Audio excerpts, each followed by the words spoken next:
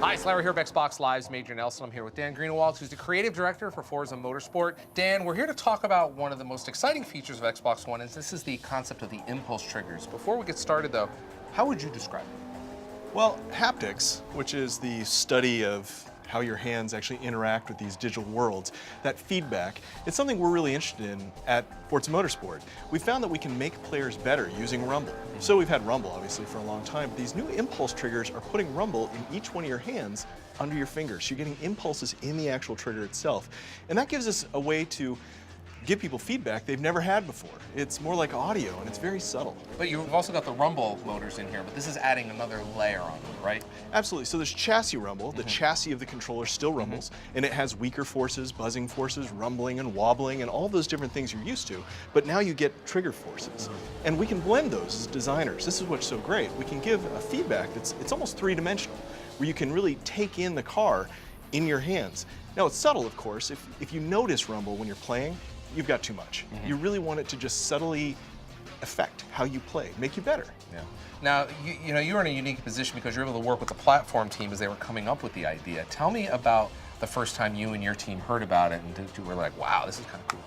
Well, actually, we were on the ground floor with the Xbox team at the very beginning of Xbox One, and they were looking for what sort of improvements would be useful in the controller.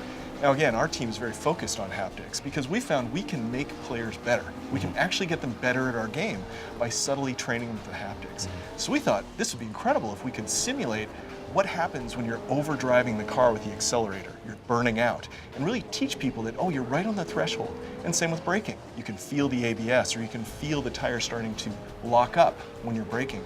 Giving those forces complete independence so that you can feel them independently in each hand, that would really help people get better. Well, certainly it makes a lot of sense because for those of us who have driven, when you're driving, most times you get direct feedback from the road in your car, depending on how finely tuned your car is.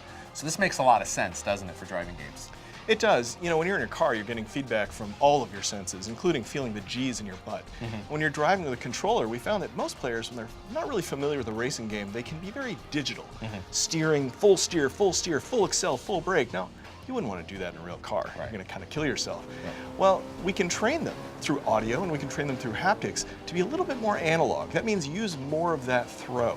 And we train them by actually not just changing the game, but changing what they feel in their hand. I was playing a demo earlier, and sometimes it's very strong and sometimes it's very subtle, so you guys can dial it up or down accordingly, right? And it's completely physically based. You're absolutely right. So we dial it up when you're really into beyond the threshold of the tires. And it happens automatically. That's the nice thing about having a great physics engine, is that when the tires are beyond their peak, we know exactly how far beyond their peak are, and we can dial up or down the rumble based on that. Well, I've heard enough. I want to get behind the wheel and check it out. Let's do it. All right.